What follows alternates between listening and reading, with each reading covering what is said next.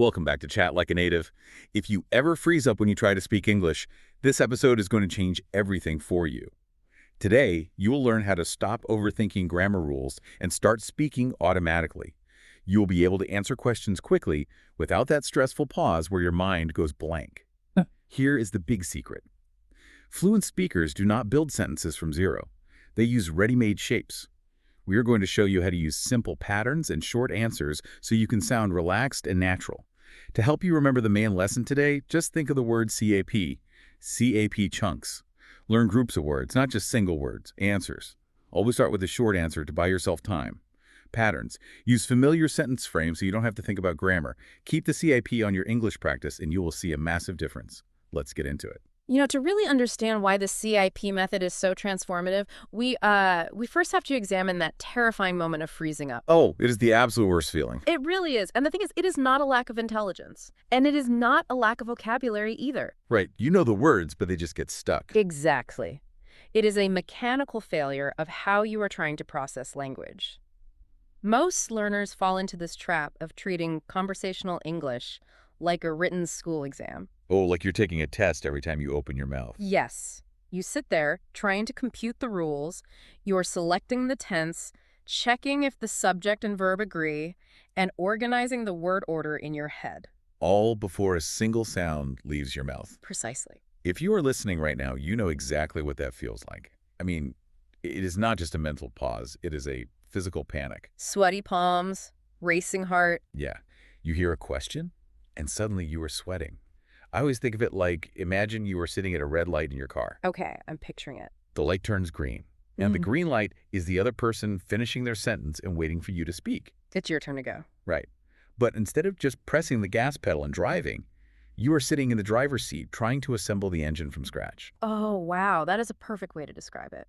You are welding the doors. You are attaching the steering wheel. Meanwhile, the traffic behind you is honking, the pressure is building, and your mind just shuts down completely. Well, the brain simply cannot handle that demand. What you are describing is severe cognitive overload. Because we can only think about so many things at once, right? Exactly. Human working memory has a very strict limit on how many items it can hold and manipulate at one time. So we're just overloading the circuits. You really are.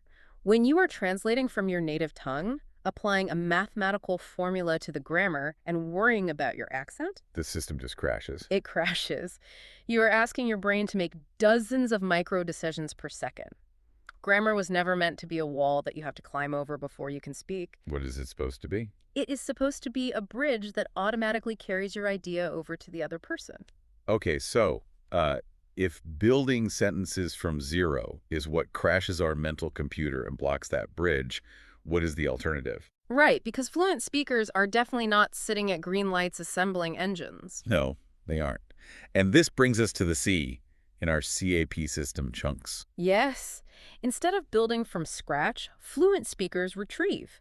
They use chunks. And chunks are just groups of words that naturally live together. Exactly. They naturally live together in the language, and fluent speakers treat these word groups as a single unit of meaning. So they aren't thinking word by word. Not at all. When a native speaker says, I'm going to, or it depends on, they are not accessing 3 or 4 separate words and stitching them together with grammar rules. They're just pulling one single file from their brain. One file, one unit. I have to push back here, though. I know a lot of learners spend years diligently building up massive vocabularies. Oh, the endless flashcards. Right. Thousands of flashcards.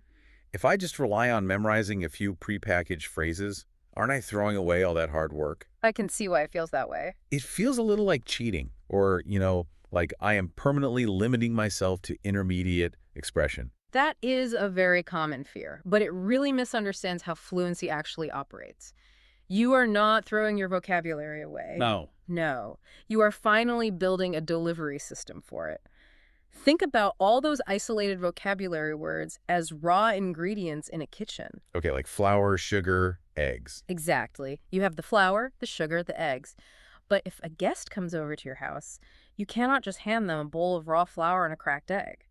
I mean, you could, but it wouldn't be very welcoming. Right. You need to serve them an actual meal. Oh, I see where you're going with this. The intermediate learner has a massive pantry full of ingredients, but they panic when the guest arrives. Because they are trying to bake the cake from scratch while the guest is staring at them waiting to eat. That is so stressful. It is. Grammar patterns and chunks are your ready-made meals. They do not limit what you can serve, they actually free you up to serve it instantly. Do you have a specific example? Take a chunk like I'd rather. If you only know the single vocabulary word, prefer, you have to compute the grammar every single time you use it. Oh, true. Like, do I say, I prefer to go or I prefer going? Exactly. But if you learn the chunk, I'd rather, the grammar is already baked inside it. You just swap out the final flavor, like I'd rather stay home. I'd rather take a taxi. Or I'd rather not talk about it. You don't have to worry about infinitives or modal verbs because the structure is already locked in. It's so much faster. It bypasses the working memory bottleneck entirely. You are making one choice the final verb instead of 5 choices about sentence structure. Okay, so chunks are incredible when we want to express our own thoughts. We pull a ready-made meal from the fridge and serve it. Yes. But conversation isn't a monologue. The real panic usually hits when the other person throws a question at you unexpectedly. Oh, absolutely. You aren't just serving food. Someone is demanding a specific dish. Mm. And this brings us to the A in CPAPE answers, And this is where we see the most destructive habit in language learning. which is The pursuit of the perfect sentence. Oh, man. I am so guilty of this. Someone asked me a simple question like, do you like the new software update? Uh-huh. And instead of just communicating, my brain tries to draft a perfectly structured essay paragraph. Yes. Yeah. Essay response. Yes, I like the new software update very much because it is faster and the interface is more intuitive for my daily tasks. And by the time you figure out the end of the sentence, the other person has walked away. Literally. They're already getting coffee. It is grammatically flawless, Mm-hmm. but it is socially disastrous. It is not how humans actually converse. So what should we do instead? In real life, you need a pressure release valve. The most effective conversational strategy is a 2-part system. Short answer first, extra detail second. Okay, so instead of the essay, if they ask, do you like the new software? Yeah. I just fire back instantly with, yes, I do. Or not really. Or I'm still deciding. Just boom, short and sweet. But notice your hesitation there. Many learners resist this because they feel a short answer is too brief. Honestly, it does feel rude. Like if my boss asks me, did you finish the quarterly report? And I just look at them and say, yes, I did. I feel like I'm shutting the door in their face. It feels blunt and dismissive, like I don't want to talk to them. That is a fascinating psychological barrier, but it is an illusion. Really, an illusion. Yes. You are assuming the short answer is the end of the conversation. It isn't. The short answer is simply a placeholder. A placeholder. When you drop a short answer immediately, you buy yourself time. You satisfy the turn-taking requirement of human conversation, You acknowledge their question. which actually makes you seem highly responsive and confident. So it's not shutting the door, it's just grabbing the door handle so they know I'm there. Precisely. Once you have said, yes, I did, the conversational pressure drops to 0. You have successfully answered the question. Wow, okay. Now you can take a breath, access your vocabulary ingredients in peace, and decide if you want to add a detail. Like, yes, I did. I'll email it to you right now. Exactly. The short answer gives you absolute control over the pacing. You are no longer trapped trying to formulate one giant, flawless sentence while holding your breath. Okay, I can see how that relieves the pressure if I actually know the answer, but let's be real. What if I don't know the answer? It happens. Or worse, what if I confidently start my sentence and halfway through, I realize I completely messed up the grammar? The panic returns. That hot flash of panic hits again, and the instinct is to just stop talking and stare at the floor. That is the silence trap. In a language learner's mind, uncertainty is often equated with total failure. It really feels like failure. If they cannot see the end of the perfect sentence before they start speaking, they choose complete silence.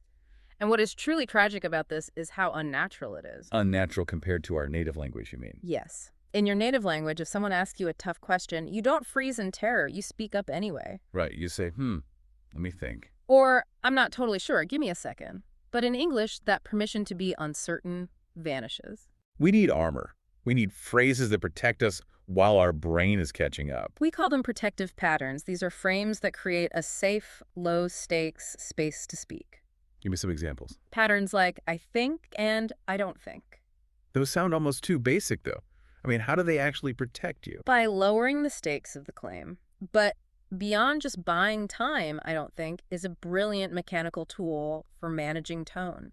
And tone is something learners really struggle with. Oh, massively.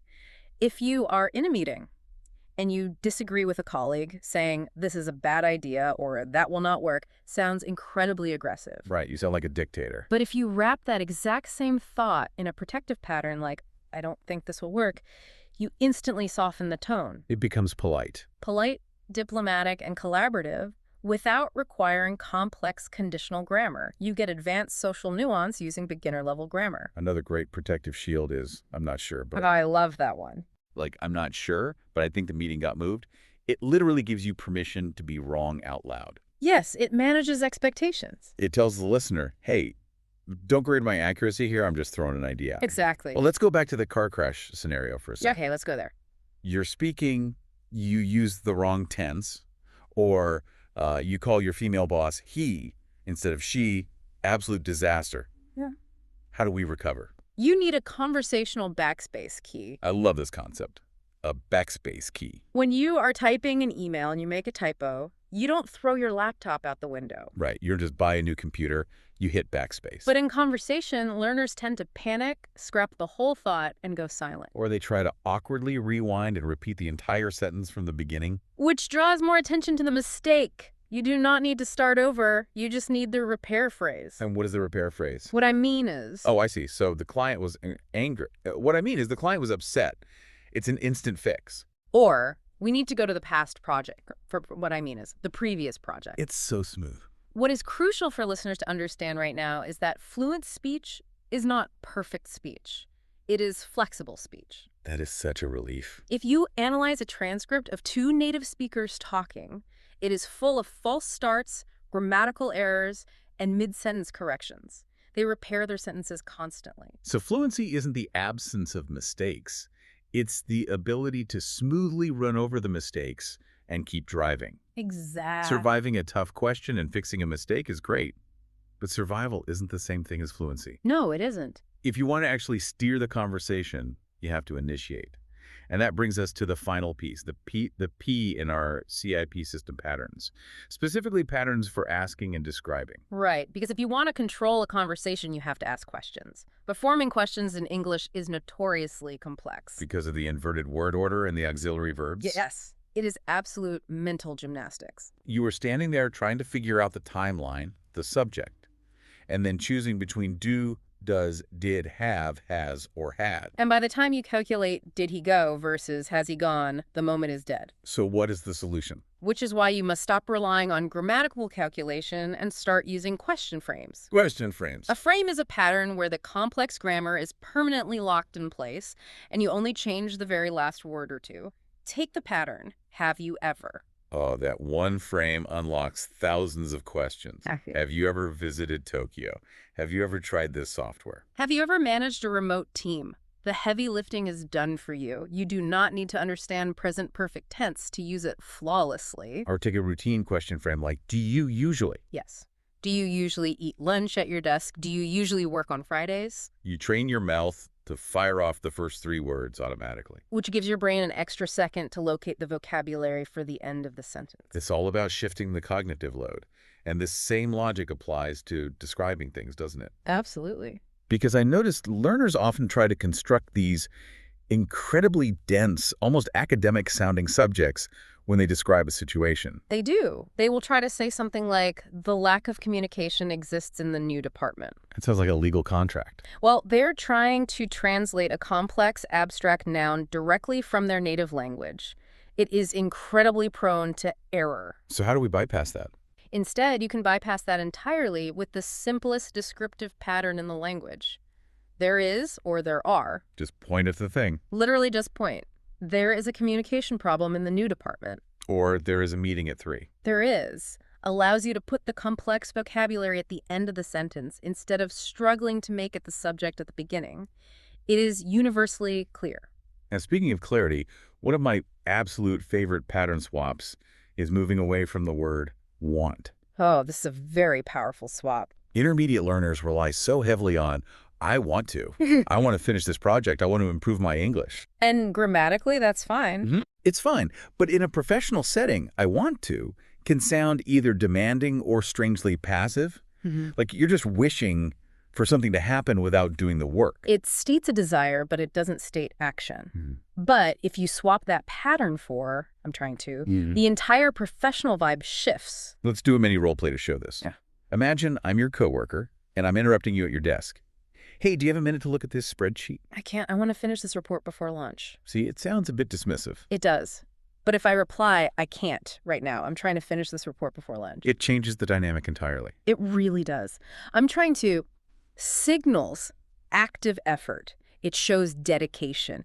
It is incredibly effective for managing up, talking to your boss, or explaining delays. Like I'm trying to figure out this software bug. It buys you patience from the listener because they actually hear you putting in the work. Such a small mechanical shift, but such a massive upgrade in how people perceive you. Now, there's one final pattern we have to cover because it's the ultimate tool for human connection. And that's the pattern for telling small stories. I used to. I used to is the most efficient bridge between your past and your present. I used to live in the city, but now I live in the suburbs. Why are these micro-narratives so important for fluency? Because true conversational fluency is not exchanging data. It is exchanging personal context. I like that. Exchanging personal context. When you use I used to, you are instantly sharing personal history. You are demonstrating personal growth and implicitly inviting the other person to share their history. Like, I used to be terrified of public speaking, but now I enjoy it. In one breath, you've created a moment of vulnerability and connection without needing to conjugate past continuous verbs. Okay, we have covered a massive amount of ground today.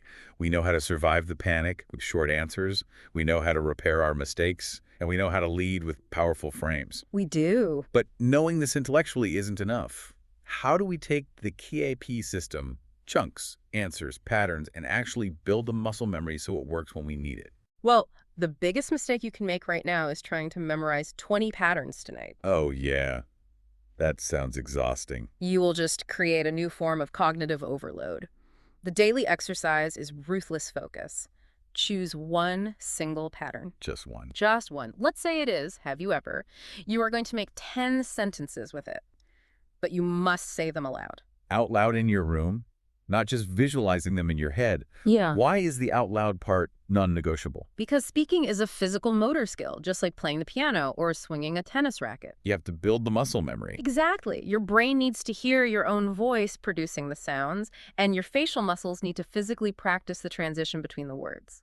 You are not studying the grammar of have you ever. You are physically training your mouth to produce that sequence of sounds effortlessly. I absolutely love the idea of taking it a step further by creating your own mini conversations.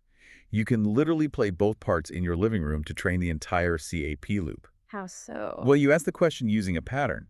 Have you ever traveled completely alone? Okay, then you snap into the short answer. Yes, I have. Take a breath. Then add your detail. I went to Spain alone last year, and it was terrifying, but amazing. And this is the key to keeping a conversation alive. You fire a pattern right back. Have you ever done that? That living room exercise is where the magic happens. It really is. You are simulating the pressure of a real interaction, but in a totally safe environment. You're training the transition. From listening to stabilizing with a short answer to adding detail to passing the ball back, once you drill that loop, the fear of live conversation just evaporates. Because you realize that simple grammar is not basic English. No, it is strong, fast, and agile English. By reducing the number of choices your brain has to make in the moment, you dramatically increase your speed. It's all about keeping the CAP on it. Chunks, answers, patterns. Before we wrap up, I want to leave you with a challenge for the rest of your day. Oh, I love a challenge. Wherever you are, listen closely to the people around you speaking your native language today. Pay attention to what they're doing. Exactly. Pay attention to how often they are actually inventing brand new, complex, perfectly structured sentences from scratch. Spoiler alert, they aren't. I guarantee you will notice they aren't. They are just playing a rapid-fire game of mix and match with the exact same conversational chunks and protective patterns we talked about today. You might suddenly realize that fluency has very little to do with possessing a massive dictionary in your head. And everything to do with how quickly and confidently you could deploy the simplest tools in the box. Keep practicing out loud. We'll catch you next time.